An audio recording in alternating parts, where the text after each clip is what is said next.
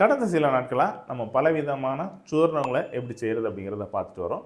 மக்கள்கிட்டையும் அதுக்கு நல்ல ஒரு வரவேற்பு இருக்குது. இன்றைக்கும் நம்ம ஒரு சூர்ணத்தை தான் பார்க்க போகிறோம். அதோட பேர் திரிநேத்திர சூர்ணம். வணக்கம், நான் உங்கள் சித்த மருத்துவர் மெல்வின்.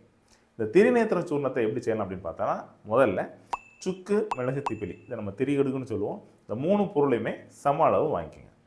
இதை இளவருப்பாக வறுத்து சூரணத்தை வச்சுட்டோம் அப்படின்னா இந்த திரிகடுக்கு சூர்ணம் ஃபஸ்ட்டு நம்ம ரெடி பண்ணிடுவோம்.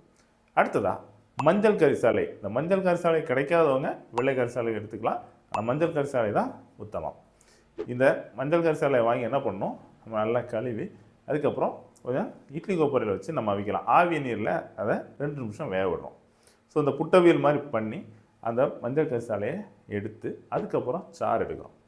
சாறு எடுத்து நல்லா துணியில் வடிகட்டி அந்த சாறில் நம்ம ஏற்கனவே செஞ்சு வச்சுருக்கிற இந்த திரிகடுகு சூர்ணத்தை நல்லா மிக்ஸ் பண்ணி பேஸ்ட்டு மாதிரி கன்சிஸ்டன்ஸை கொண்டு வரோம். அதுக்கப்புறம் அதை நல்லா அடை மாதிரி தட்டி வில்லையை தட்டி வெயிலில் காய வச்சிடணும். காஞ்சாச்சு அப்படின்னா அதுக்கப்புறம் எடுத்து திரும்ப நல்லா பவுடராக்கி வச்சிடணும். இதுதான் திரிநேத்திர சூரணம். இந்த திரிநேத்திர சூரணத்தோட அளவு என்னன்னு பார்த்தோன்னா, திரி கிடைக்குது 3 விரலை வச்சு எடுத்தோன்னா அதான் கிடைக்கிற அளவு 1 கிராம் வச்சுக்கோங்க.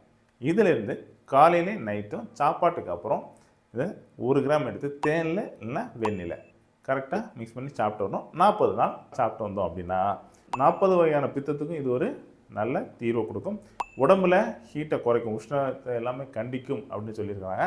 அதே மாதிரி ஹீமோகுளோபின் லெவலை இது நல்லாவே இன்க்ரீஸ் பண்ணும். ரத்த விருத்திக்கு இது ஒரு நல்ல மருந்து, தாது புஷ்டிக்கும் இது ஒரு நல்ல மருந்து. கடைசியாக இதை நல்லா ரெகுலராக எடுத்துகிட்டு வந்தோம் அப்படின்னா கண் பார்வை பலப்படும், பார்வை நல்லா தெரியும் அப்படின்னு சொல்லியிருக்காங்க. கண்டிப்பாக எல்லோரும் ட்ரை பண்ணி பார்த்துட்டு எப்படி இருந்து அப்படிங்கிறத கமெண்ட்டில் சொல்லுங்கள். இந்த மாதிரி பயனுள்ள மருத்துவத்தை நம்ம சேனலை ஃபாலோ பண்ணுங்கள்.